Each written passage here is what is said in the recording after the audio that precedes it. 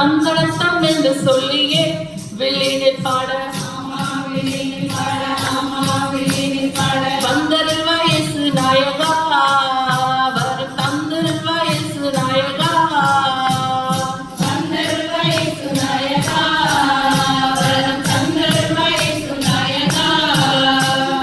நாங்கள் உம்மை மறந்தாலும் நீர் எம்மை மறப்பதில்லை சபையாக கூடி வந்து உம்மை வணங்க பிரசன்னத்தால் நிரப்பும் ஐயா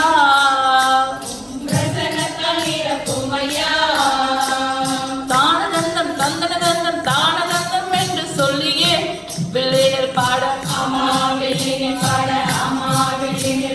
வந்தருள்வா இயேசு நாயகா வரும் தந்தருள்வா இயேசு நாயகா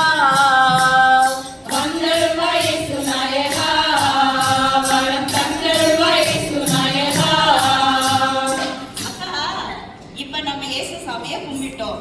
இப்ப நம்ம வந்திருக்கிறவங்களுக்கெல்லாம் ஒரு வணக்கம் செஞ்சிடலாமே. ஓ பேஷா செஞ்சிடலாம்.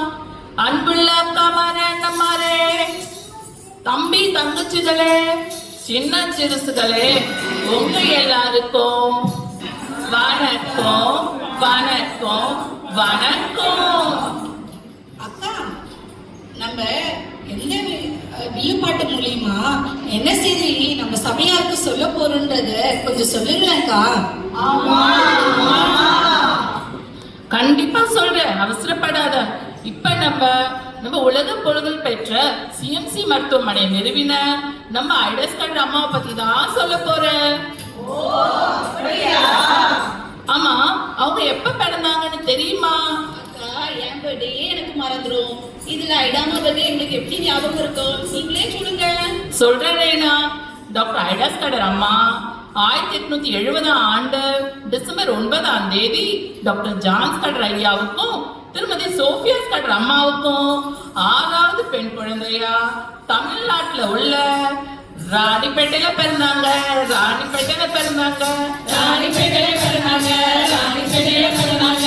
அப்படியா? ராணி ராஜான்னா ஊர் இருக்குது. மேல சொல்லுங்க பாமிலா, கேட்போம். அவங்களுக்கு 7 வயது ஆகும்போது, அதாவது 1877 இந்தியாவுல ஒரு சம்பவம் வந்துச்சான். என்ன சம்பவம்? இந்தியாவுல ஒரு பஞ்சம் வந்துச்சான்.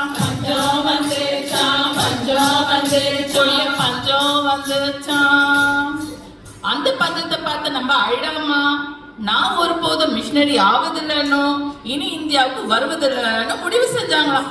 ஓஹோ, ஆமா, பின்ன மிஷினரி லைஃப்னா சும்மாவா? ரொம்ப கஷ்டமாச்சே. அப்புறம் என்னாச்சு? அதுக்கப்புறம் ஐடாமா அமெரிக்கா போனாங்க.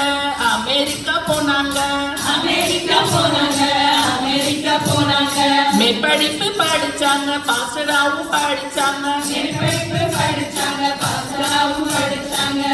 20 வயசுல படிப்பை முடிச்ச ஐடாமா அவங்க கிட்ட 8 ஃப்ரெண்ட்ஸ் கூட சேர்ந்து ஒரு பெரிய முடிவு செஞ்சாங்க. அது என்னன்னா, நியூயார்க் சிட்டியில ஒரே தெருவுல அவங்க 8 பேரும் பேங்க் மேனேஜர் திருமணம் செஞ்சுட்டு அடிக்கடி சந்திக்கணும்னு பிளான் பண்ணாங்க. அவங்களே கல்யாணம் பண்ணணும்னு பிளான் பண்ணாங்க. செம ஐடியாப்பா. ஃப்ரெண்ட்ஸ் கூட இருந்தாலே சூப்பர் ஜாலி தான். ஆமா, ஜாலியா இருக்கணும்னு முடிவு செஞ்சவங்க மகிழ்ச்சியா வாழணும், சந்தோஷமா இருக்கணும். ஆனா அங்கதான் வந்துச்சு ஒரு ட்விஸ்ட். அதே வருஷத்துல அவங்க அம்மா சோஃபியாக்கு சுகம் இல்லாம போச்சு.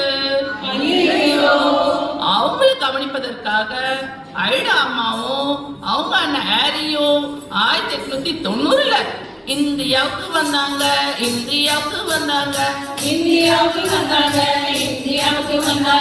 கடல் வழியா சென்னை வந்தாங்க. அவங்க அப்பா டாக்டர் ஜான்ஸ் கடரு துறைமுகம் வந்தாரு, துறைமுகம் வந்தாரு, துறைமுகம் வந்தாரு, துறைமுகம் வந்தாரு. அங்க தம் பிள்ளைகளை கூட்டிட்டு மாட்டு வண்டியில வந்தாங்க, மாட்டு வண்டியில வந்தாங்க. மாட்டு வண்டியில வந்தாங்க, மாட்டு வண்டியில வந்தாங்க. என்னக்கா சொல்றீங்க? காலையே போனவங்க மாட்டு வண்டியில வந்தாங்களா? அது மட்டும் இல்ல ஜெனி, அவங்க திண்டிவனத்துல கூரை போட்ட மிஷின் வீட்டுல தான் வாழ்ந்தாங்க. என்னக்கா சொல்றீங்க?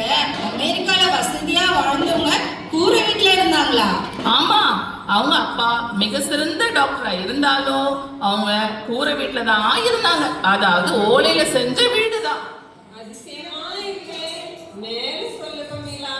ஐடாமா அவங்க அப்பா அம்மாவுடைய ட்ரீட்மெண்ட்காகவும் அவங்க அப்பாவுக்கு உதவியா இருந்தாங்க.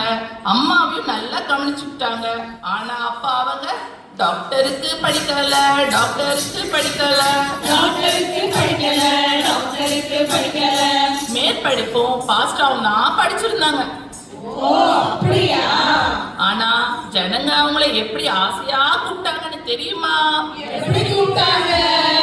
மிஸ்ஸியம்மா மிஸ்ஸியம்மான்னு அன்பா கூப்பிட்டாங்க. அன்பா கூப்பிட்டாங்க, அன்பா கூப்பிட்டாங்க. இப்படி இருந்தவங்க